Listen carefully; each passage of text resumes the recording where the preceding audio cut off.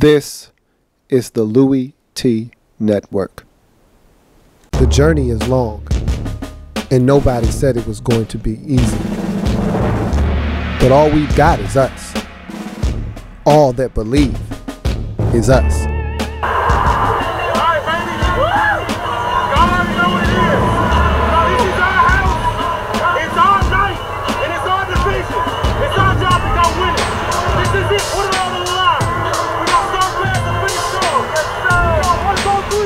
The Redskins Report.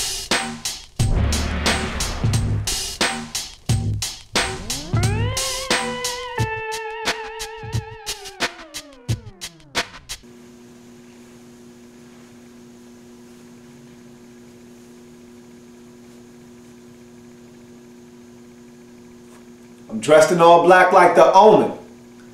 You know what that means. Took one on the chin. Welcome all my fellow Redskin brethren and sistren. I am your man and resident Redskins fan. Lou, thank you for joining me here on the Redskins Report. Another tough L we took on Sunday, the first of the season. Redskins dropped their season opener on the road against the Houston Texans 17-6. Very disappointing outcome in a game that I was looking forward to winning. And the toughest part about this game and the outcome is the simple fact that we beat ourselves. It'd be one thing if the Texans were just a better football team. And no disrespect to the Texans, even though I'm disrespecting the Texans aren't that good of a football team.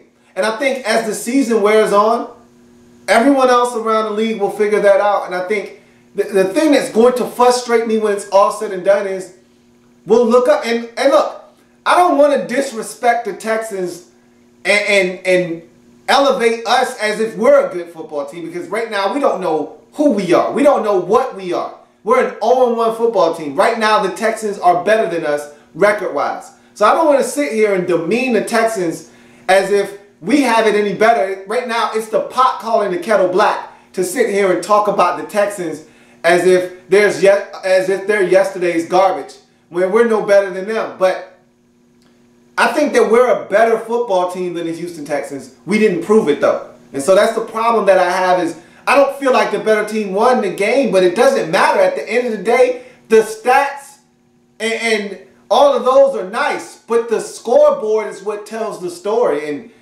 to be honest with you, 17-6 says everything you need to know about what we did and how we performed in the game, which was not well enough to win. But the thing that sickens me is that when this season is over, most likely we're going to look up in the standings. And again, I don't know how good this team is going to be. If we continue to do the things we did in this first game, we're not going to be very good at all, okay? And I said this in the preview, that I feel like we have one of the most talented teams we've had in Washington in a very long time. Yet that doesn't mean anything in wins and losses if you don't go out and perform. You can have all the talented players you want. I mean, how many times have we seen teams with an abundance of talent go out and finish up a season 6-10, 5-11, 7-9? Because they couldn't gel together, or they made too many mistakes and they had costly turnovers and they had things not go the way that they needed them to go to win football games. We see it all the time in this league. The best team doesn't always win. Go see the 2007 Patriots, who were 18-0 going into the Super Bowl. Were the Giants better than them? No, that Giants team was not better or more talented than that Patriots football team. But the Patriots didn't do enough. They had a couple of turnovers and Brady was under pressure and they lost the football game. It happens. And so the better team doesn't always win. And I feel like that's the case in this game. But that's nor here nor there. The biggest takeaway from this game is that we can't beat ourselves. We're not good enough. We're not a good enough team to beat ourselves. We have to play mistake-free football to give ourselves a chance to win. Just to give you a bit of perspective on what I'm referring to, in 2012, we were a team that we forced turnovers, We took those turnovers, we turned them into points, but we had penalties in 2012 when we won the division. We were a very penalized football team, but you know what the difference was between us now last year and the 2012 team is the 2012 team offensively was so dominant. Running the football with Robert Griffin III in the read option, kind of taking hold of the league and, really putting defenses on their heels. We were so dominant offensively, we got chunk plays that if we got a holding penalty on 2nd and 4 and it was 2nd and 14, it was nothing for us to pick up, 14 yards in 2 plays. Nothing. It was nothing for us to pick up a holding penalty on 3rd and 1, make it 3rd and 11 and still pick up 14 yards on 3rd and 11 and get the first down. It was nothing for us to get chunk plays in 2012 so we could overcome simple mistakes like a penalty. We're not good enough to do that right now. If we get a penalty, if we get a sack, if we get intentional grounding on 2nd and 7 and it's now 2nd and 17, or we get sacked for an 8-yard loss on 2nd down and it's 3rd and 15, we can't pick that up. We're not good enough of a football team right now. We're not good enough on the offensive side of the football to make those type of mistakes. We're not good enough to have punts blocked for touchdowns and expect to win. We're not good enough to miss point after attempts. We're not good enough for us to leave any points on the scoreboard. Even an extra point. Can't have those blocked. So right now, I'm basically saying is we're not good enough to have miscues. We're not good enough as a football team. The good teams in this league, the elite teams in this league can make mistakes and get away with it. Circumvent those mistakes because they're good enough to overcome those mistakes. Us, however, we can't do that. We're not good enough. And we don't have enough confidence as a football team to do that either. So there's a number of things we need to clean up. Let's jump into the review of this game and talk about how the Redskins were underwhelming in this game to the point where we were only able to put up a measly 6 points in a defeat to the Houston Texans 17-6. So Redskins start off the game, and of course, I like getting the ball after halftime. Redskins kick off the football to the Texans first, so I was excited about that. Both teams end up going 3 and out on their first possessions, and the Redskins, or I think the Texans might have gotten a first down on their initial possession, and after that they went and had to punt on 3rd and 1. The Redskins were able to get a stop, and we had the same thing happen to us on our possession, except we didn't pick up a first down. And this was the frustrating part early on in this game. And I talked about this when we first hired Jay Gruden as our head coach, knowing that he was going to be the play caller. I said that Jay Gruden is going to frustrate us at times. We used to complain about Kyle Shanahan not running the football enough. I said Jay Gruden is in that same type of mode. Kyle Shanahan was an ex-high school quarterback, a guy that is really driven by wanting to throw the football. He'll run the football, Kyle Shanahan, but he really wants to throw the football. Same deal here. Jay Gruden, ex-quarterback in the Arena Football League, one of the best Arena Football League quarterbacks of all time. The guy is a quarterback at heart, so he wants to throw the football. It's in his DNA. So you had to know, and I told you he was coming over from Cincinnati, with a run-pass ratio of, I believe it was 56-44 or 52-48, something along those lines. So he passes the football more so than he runs it, and I knew that was going to be something that would rear its ugly head at some point for this team. And my question was, will he be able to resist the urge of throwing the football? And our running game is dominant. Okay, the last 2 seasons since we've acquired Alfred Morris in the draft, our running game has been top 5 both years. It was number 1 in 2012, thanks to Robert Griffin III and Alfred Morris. And last year, Robert Griffin III's numbers scaled back because of the injury. He didn't run as much, and we didn't want to put him at risk as much. But Alfred Morris still did his thing, and so we were still 5th in the league in rush offense last season. But I said we need to run the football. That is the staple of what we do as a football team. And to see our first possession to me set the tone for the entire game. And I did not like what I saw because we ran the ball on first down. And what did we do? Alfred Morris, wake up, wake up, wake up. It's Alfred Morris. Get up, get up, get up. Puts up a 9-yard carry on first down. So I'm thinking, okay, let's go. AM, he's ready to play ball today. Offensive line getting into their blocks and their fits. This looks good. 9-yard pickup.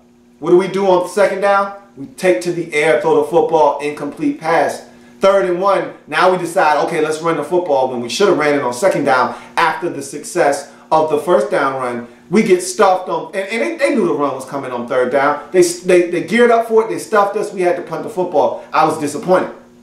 Okay? So we punt the football. Texans get it back, and we are able to keep them from picking up a first down. And they got into 3rd and short, again, 3rd and 1.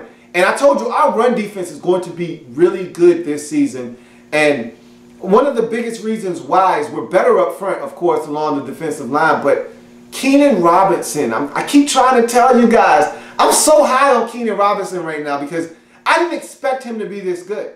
I really didn't. When we drafted him in the 3rd round or 4th round out of Texas, I said to myself, he looks like a finesse linebacker. He looks like a kid that will run sideline to sideline, will be able to, run step for step with the other team's athletic tight end. But if you put him in a situation where he's got to get extremely physical with a back in the hole, I'm not sure if he's winning that battle. Well, I'm wrong. This kid is physical. He's big. He's aggressive. He runs to the football, has a nose for the football, and he's all over the place, and I love it. And we saw it in the preseason. Remember the Ravens game? They went for it on 4th and 1, and guess who stopped them? Everybody filled their gaps. Everybody filled their lanes. And Bernard Pierce tried to get to the outside, and who stopped him?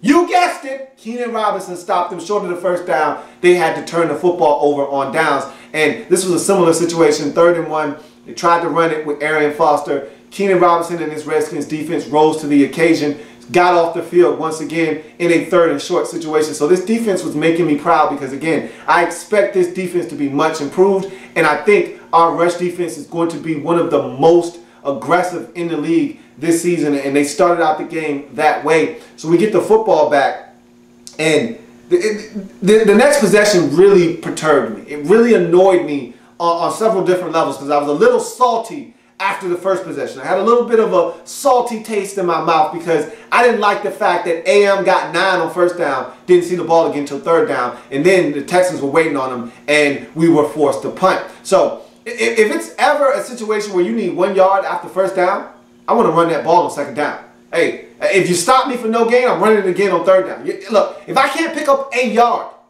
then I don't need to win the game. That's the way I feel. So if I can't pick it up on second down, then I'm running it again if it's 3rd and 1. But to have it be 2nd and 1 and not pick up a first down, nothing makes me more angry punting the football than picking up 9 on first down and not being able to get 1 more yard to move the sticks. That's frustrating. So we get the football after the 3rd and 1 stop by the Redskins defense, and Robert takes a sack on second down, rolls out to his left, and sets up. And this is where Robert needs to play, and I'll talk about him not playing with instincts in a bit, but this is where Robert needs to play with instincts.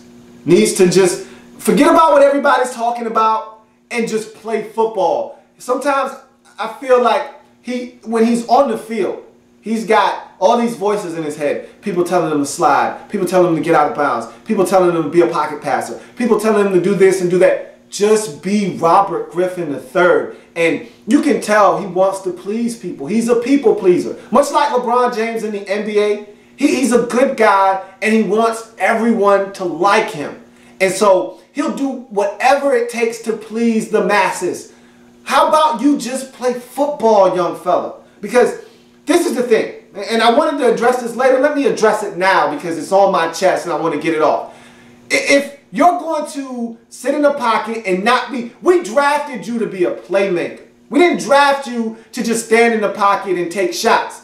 We drafted you, gave up 2 first-rounders and a second-rounder. We drafted you and gave up all those picks to be a playmaker. Not just a guy that can deliver the football from the pocket, but a guy that makes things happen when the play breaks down. A blitzer is coming free, nobody's touched him. You got to make a miss because you've got the ability to do that. In his rookie season, he did that on the regular. Okay? We drafted Robert Griffin III because in the red zone, he's supposed to be a threat, to use his legs to get in the end zone. Quarterback draws.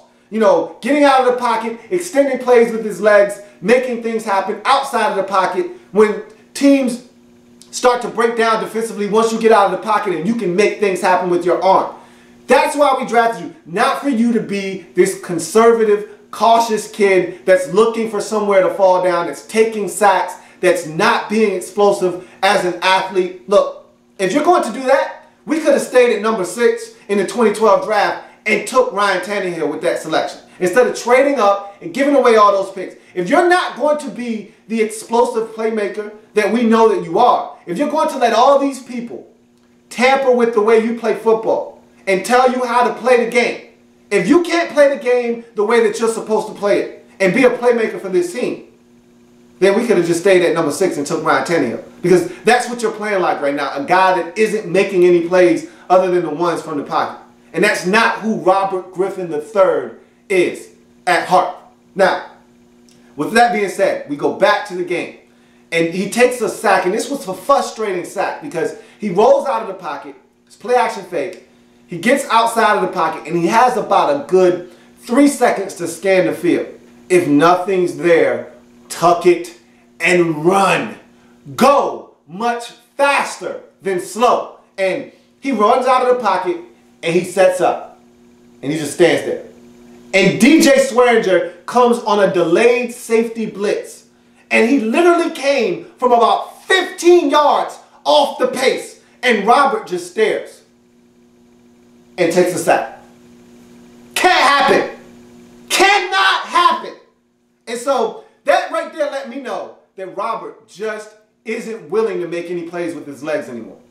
Right now, he's focused on just being a pocket passer. And to me right now, that is scary. Because if he's not willing to make plays with his legs, this offense is going to suffer. Dramatically, we're going to suffer. So, after the sack, we threw a little bubble screen, got off the field, and that possession made me upset for one big reason. No runs on that possession. 3 passes, no runs, and again, Alfred Morris on the first carry of the game, 9 yards. And since that 9-yard run, 1 carry. 5 plays, 1 carry.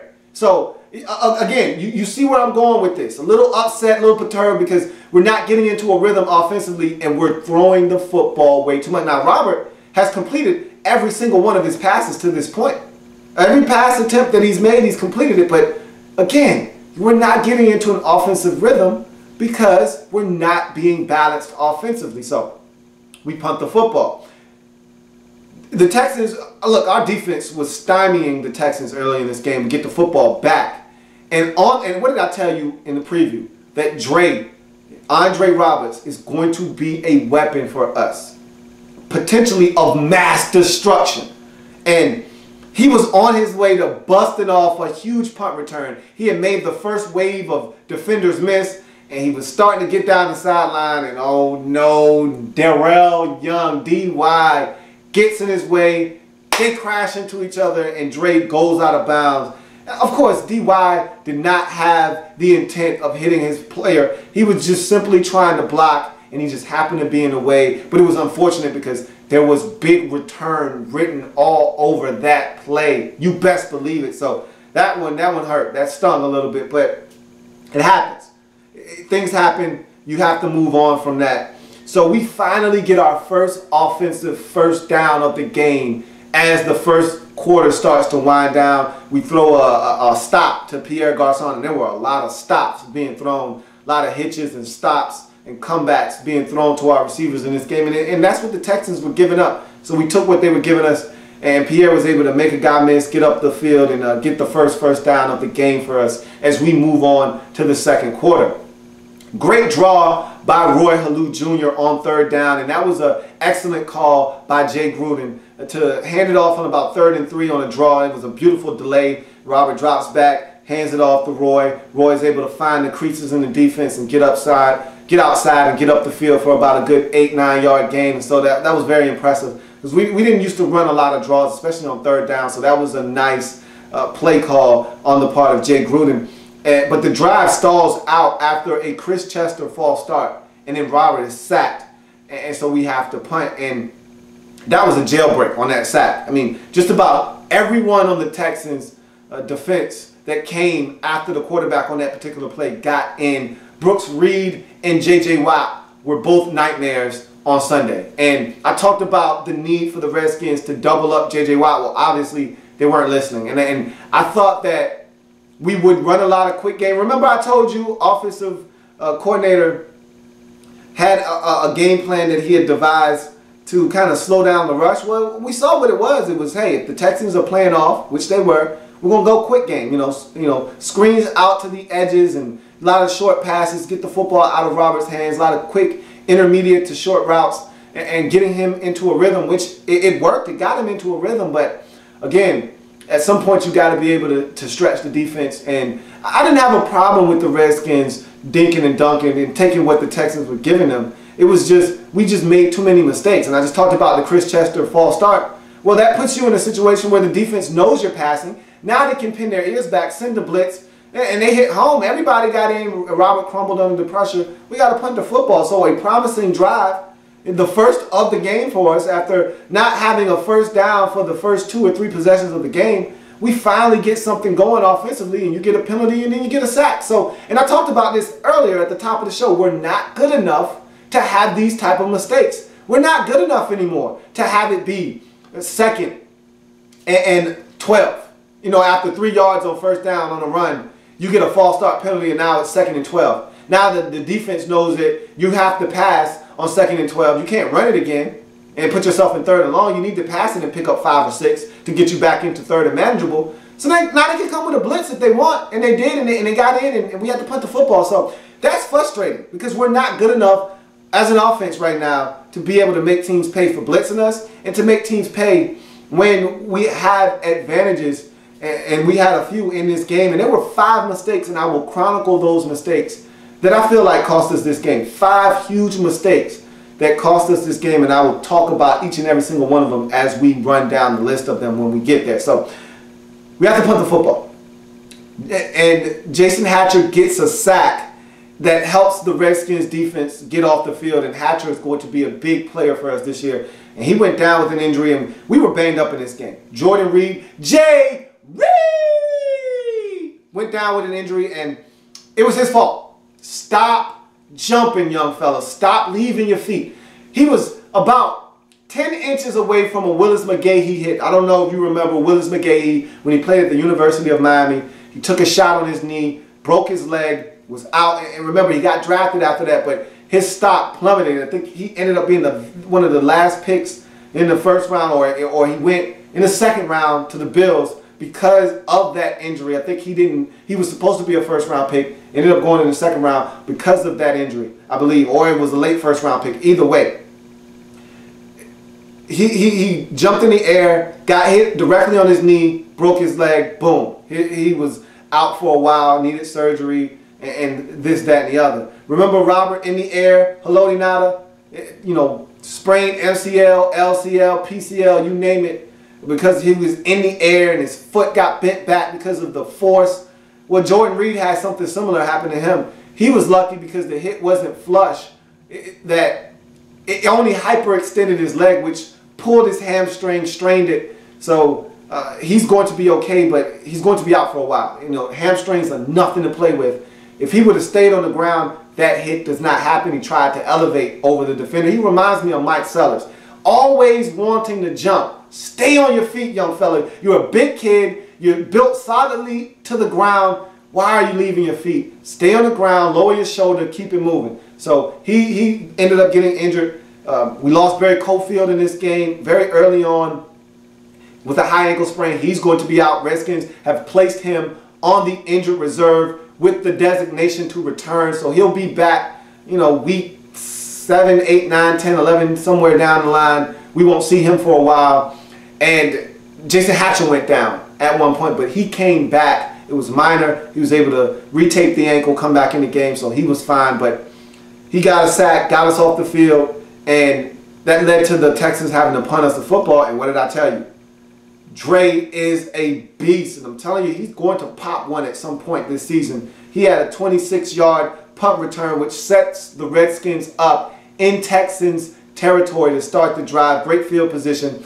And the drive starts with 16 from AM, then 8 from Roy Halou, and then 21 from AM down to the 1-yard line. Now, he fumbles on the play. And I tell you what,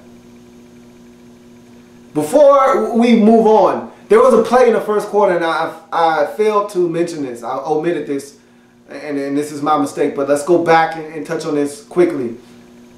There was a play where Robert scrambles out of the pocket to his right, and this is the Robert that I'm looking for, the guy that's extending plays and making things happen outside of the pocket. This is what I want to see more from him. You know, the guy that's looking to make plays. And he finds a wide open Andre Roberts down the field. He is by himself. Throws a duck, does Robert. Now, hey, look, when a guy's that wide open and you're on the run, I don't care how it looks. Just get it there. I don't care if it's a frisbee. I don't care if it's a dead duck. I don't give a ham sandwich what it is. Just get the football there, and that's what Robert did. He got the football to Andre Roberts. Now, Andre Roberts, he was so clumsy on this play, and he was so hell-bent on catching the football that he fell down. He didn't have to fall down. All he had to do, he was by himself. All he had to do was run. The sideline was literally right here. All he had to do was stop. He could have come to a complete stop, caught the ball. There was enough space to where he could have stopped, come to a complete stop without stepping out of bounds. He could have caught the ball, and he was so wide open by himself. He could have had time to turn around, regather himself, and walk into the end zone. He was that wide open. And because he was so concerned with catching the football, he fell on the ground. Fell on the ground unnecessarily, steps out of bounds, and honestly, I didn't think he stepped out of bounds. I thought it was a good catch. But the officials ruled it incomplete, so it was inconclusive. I'll give them that. I mean, it was hard to tell whether the foot, the toe was on the line or not, so they had to go with the play as it was called on the field, and it was incomplete, so they left it as was. Look, I don't have a problem with that. I blame that on Andre Roberts. He's got to stay on his feet, make that play, and get in the end zone. And so now we fast forward back to the Alfred Morris fumble. That was a fumble. And I think we got saved by the fact that, much like the Texans were saved earlier on with the catch being ruled incomplete, we were saved by the ruling on the field of down by contact. He was down on the ground before the ball came out. If you ask me, there was not one conclusive view or shot. And I think that's what saved us, is that there wasn't one definitive camera angle that showed the ball was out, but he fumbled that football. You're not telling me anything. AM put the ball on the ground. We got away with one there. So I think it was the balancing out of the scales, because I felt like we were jerked on the Andre Roberts play. And we did that to ourselves because, again, Andre Roberts didn't have to fall down, didn't have to step out of bounds. The ball was thrown in such a manner that he could have caught it in bounds and scored a touchdown. He didn't have to fall down. He did that on his own. So I thought that was a questionable call, and then Alfred was Morris fumble was a questionable call. So I think you put those two together, it evens out. And so we end up getting the football at the 1-yard line. Next play, fullback dive to DY. We get in the end zone. It's 6-0. We go to tackle on the extra point. J.J. Watt, he's an animal. He blocks it. I mean, really, there's not much you can do there. You would like to think that we would be able to protect long enough to get an extra point off, but when they call him J.J. Swat for a reason. I mean, the guy gets his hands on the football. He got his hands on the football. But that was mistake number one in the game. You can't, look, again, we're not good enough to give up any points. And anytime you miss an extra point, normally those come back to bite you at the end of the game. And we were, you had to know we were chasing that extra point the whole time in our minds, even though we never scored another touchdown. We were always, I know I was always thinking about that damn extra point, because I'm saying to myself, all right, if we score, we got to go for 2. We got to go for 2 because we need to tie the game up. You don't want to have it be a situation where you don't get another opportunity to score and you end up losing the game 14-13. So, what's the difference between losing the game 14-12 and 14-13? I mean, you might as well go for 2. You know, you're down either way. So that was a tough situation for us to be in. That was mistake number one. Can't have PATs blocked. So Redskins up 6-0. But even though that was disappointing to have it blocked, we're in the lead. We've dominated the Texans' offense to this point.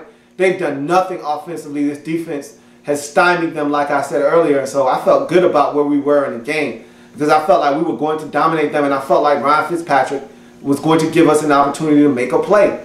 Well, we didn't even get to enjoy the lead that long. Very next possession, Texans get the football. Literally 3 plays later, 76-yard touchdown strike from Fitzpatrick to D-Hop, and DeAndre Hopkins gets loose in the secondary. It's really a breakdown defensively, where, you know, Ryan Fitzpatrick is able to get out of the pocket, extend the play, and DeAndre Hopkins is running through our secondary unmolested, unabated, and of course, the one last line of defense had to be Bakari Rambo. It just had to be the one guy that we don't trust to tackle anybody back there. Had to be that one guy, didn't it? And I told you we were going to miss a guy like Brandon Merriweather. I told you if you didn't think that that was a serious suspension, then you were fooling yourself, and it reared its ugly head early in this ball game. Bakari Rambo takes a sloppy angle, doesn't bring down the ball carrier, gives up an easy 76-yard touchdown. Ay, ay, ay. Now it's 7-6. Of course, they tack on their extra point. They don't have any problems protecting. We're down 7-6. Very next possession, we go 3 and out. The Texans pin us deep in our territory. We have a penalty. Again, self-inflicted wounds. And then you get mistake number 2. We go to block for the punt, and Roy Halou leaves too soon. And it's not like the Texans put on a full-out block. Roy Halou was just beaten to the inside. And the same thing happened in the preseason where we had a punt block, I believe. And it's just simple stuff. I mean, you got a guy comes inside, you know, hard outside, back inside move, and Roy Halou just whiffs, goes up the field, and the punt gets blocked, and he scoops it up. Alfred Blue blocks it, scoops and scores. It's 14-6, just like that. And at that point, you're saying to yourself, wow, really, guys? You know, really? Is this how we're doing it again this year? We're allowing the special teams unit to impact the game negatively again after Andre Roberts has done so much good on the return side of things. You're going to allow the protection to break down and give up a touchdown? Is that what we're doing? Really, fellas? That's how you feel? And so that was so disheartening. So disheartening. Right before the half. I mean, that deflated us right before the half as we go to halftime down 14-6. For as much good as we did in that first half, we erased just about every single good thing we did in the first half, literally in a 4-minute span. You get the big play, 76 yards, Fitzpatrick to D-Hop, where we had a chance to get him on the ground, and of course, Bakari Rambo can't get the job done. And then you follow that up with a block punt that scooped and scored, and next thing you know, you go from leading 6-0 to trailing 14-6 at the half. Very disappointing. So you go to halftime, you come out of the break, we get the ball first. I'm looking for the Redskins now, and this is why I like getting the ball after the half, because you don't know what the score is going to be. If you're up, great, try to add to your lead, but if you're down, it is paramount that you get the ball after the halftime break and you do something with it, and that's exactly what the Redskins aim to do. Redskins squander a golden opportunity to get in the end zone. We put together a very methodical drive. Robert is piping out, you know, short passes. We're getting yards after the catch. That's why I didn't mind all the short passes, because we've got guys that can get yards after the catch. Deshaun Jackson, Pierre Garçon, 2 of the best receivers with the ball in their hands after the catch. So it didn't bother me if the Texans wanted to give that up. I wasn't one of these people that was screaming, oh, we got to throw the ball deep. If they're giving us short passes, take them. We've got guys that can break tackles and make things happen after they get the ball in their hands, so I didn't have a problem with it. So we get all the way down the field. It's a great mixture of run and pass on this possession. We're moving the football very methodically. It looks great. Everything seems to be working in unison. We get in the red zone. We get inside the Texans' 10-yard line. And We get inside the Texans 10-yard line because of a bogus call on third down. Texans bring a blitz. DJ Swearinger is unaccounted for. He hits Robert squarely in the chest with his face mask. It's a legal hit. It's clean. There's nothing to it. And Jerome Boger, the ladies' man, decides he wants to call personal foul. Personal foul, roughing the passer, clown of the helmet, on the defense, number 36, 15-yard penalty, first down. He wants to give us a first down. I didn't want the first down. You know why? Because the football gods frown upon that kind of tomfoolery. The football gods don't allow things like that to go unchecked. But I didn't, and look, I apologize to the football gods. I said, I don't even want that. Don't punish us for that. It was the punishment for that penalty that Jerome Boger tried to give us, that the ladies man tried to hand on that platter. The punishment was so swift and harsh, it made our damn head spin. We were still, even after that pressure that DJ Swearinger applied on third down, when Robert tried to throw the ball and it was incomplete, even after that, we were still going to get a field goal. We were still going to get points. But the ladies' man wanted to step in and give us a freebie. Football guy said, not on my watch today. That was an egregious call, and the football guys, they went and they rectified that immediately. The very next play, the football guys righted the wrong. Robert gets his foot stepped on, tries to hand it off as he's falling down. AM doesn't get the handoff. It's fumbled, and the damn Texans recover the football. And that right there, what's the Redskins' day in a nutshell? That was mistake number 3 right there. Fumbling the football inside the Texans' 10-yard line. You cannot do that and expect to win in this league. And I did not expect the punishment from the football guys to be that swift and that harsh. You went from us getting at least a field goal to getting absolutely nothing. And I didn't appreciate that. I just wanted the football guys to know I didn't appreciate you doing us like that. We didn't ask for that penalty, man. We didn't ask for that. But you didn't have to punish us that way by taking all the points off the board. Okay? I'm going to just say my piece. I'm going to be done with it because the football guys did what they felt like they needed to do, and we had to pay, man. And that fumble was so backbreaking. But, okay, fine. So you force a fumble. You know, you give it up if you're the Redskins. Excuse me, you don't force a fumble. You give up the ball. So now I'm saying, okay, get off the field, defense. Get off the field. We gave it up. Get off the field. Get the football back and allow us to try to get back down here. And they allowed the Texans to move the football a little bit. And then we forced the punt. But they flipped the field position back. So now we had to work hard to get back down there again. But the Redskins did exactly that. Nice balance of run and pass again. We're having success running the football against the Texans. I mean, we're gashing these guys on the ground. I was disappointed that we didn't run the football more because of the success we were having. At one point, Alfred had 12 carries for 86 yards in the third quarter. Alfred ended up with 14 carries for 91 yards when the game was done. That was disappointing to me because with the amount of success that we had running the football, I just felt like there was no reason not to. Roy Halou was averaging over 7 yards a carry.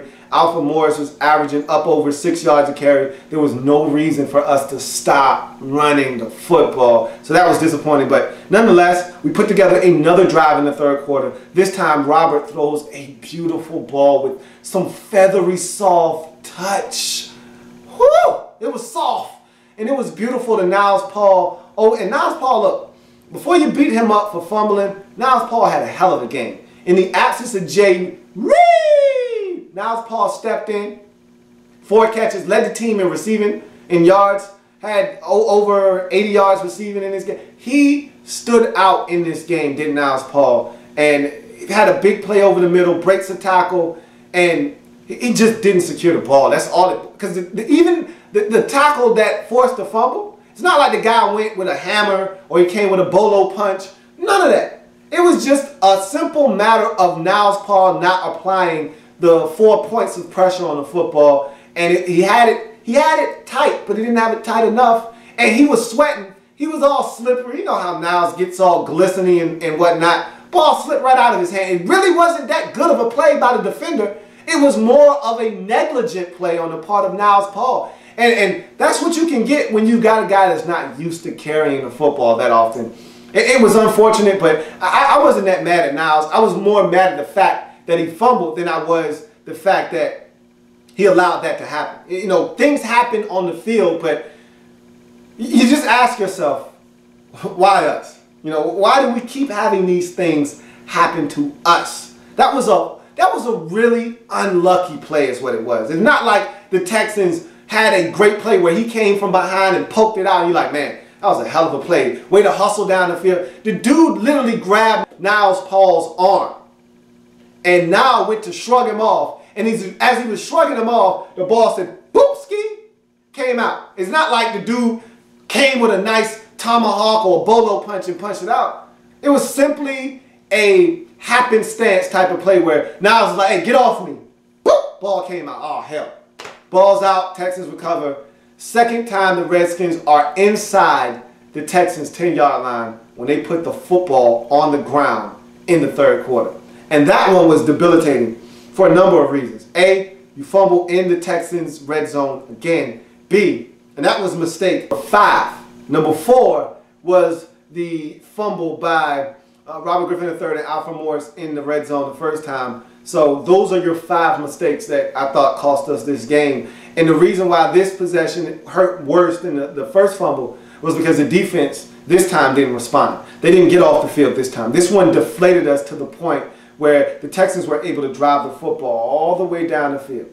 All the way down the field. The defense did rise to the occasion. Ryan Kerrigan was able to force a fumble of Arian Foster in the red zone and get the football back to the offense. But by this time, mentally, I think we were drained. I think that all the life had gone from the offense at that point. When you fumble twice in the red zone, it's hard to overcome those mistakes. And then the defense started to wear down themselves. After really having a solid game, stopping Arian Foster on the ground and really containing Ryan Fitzpatrick, they got into a rhythm offensively, did the Texans. He started completing a lot of shorter passes, started making some things happen with his legs, had a crucial 3rd and 6 run for about 8 yards, did Ryan Fitzpatrick. And then Arian Foster started to eat up yards on the ground. They started getting first downs and they started working on the clock and ultimately put up a field goal and get the lead 17-6 and put us away for good in this game as we lose 17-6. Very disappointing outcome. And again, I felt like we beat ourselves. I don't think the Texans did anything. 5 mistakes. 5 mistakes lost us this game. Okay? 5 mistakes lost us this football game. And I don't feel like the Texans necessarily beat us as much as we beat ourselves. But give credit where credit is due. The Texans, they didn't beat themselves. They didn't make the mistakes that we made. You know, they did enough to win. They get the win. They win 17-6. They're 1-0 on the season. We're 0-1. Very disappointing, though, because I felt like we outplayed the Texans in this game. And I felt like we were the better team. And I felt like we showed in terms of throughout the course of the game that we were the better team. But all that stuff doesn't matter. The scoreboard matters. And we made too many mistakes to impact the scoreboard positively. And so we lose the game 17-6. So now it's on to Jacksonville. Week 2, we're going home for our home opener. And I'm going to let you know right now, the Jacksonville Jaguars are no slouch.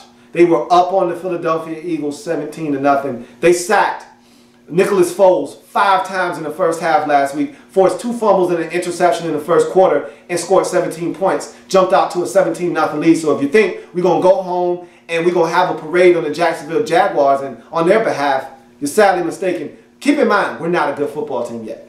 Not yet. I think we're going to end up being one, but we're not a good football team yet. So you can't sit there and act as if we're supposed to just show up and beat anybody in this league. We're not good enough. Right now, we got to stop beating ourselves before we can beat somebody else. And so, I am a Redskins fan, etched in burgundy and gold. My Redskins spirit will never die. My Redskins spirit will never fold. Until we meet again, hail to the Redskins. Tough defeat, but we got to move on. And this show will be on Tuesdays. I apologize for the late delivery.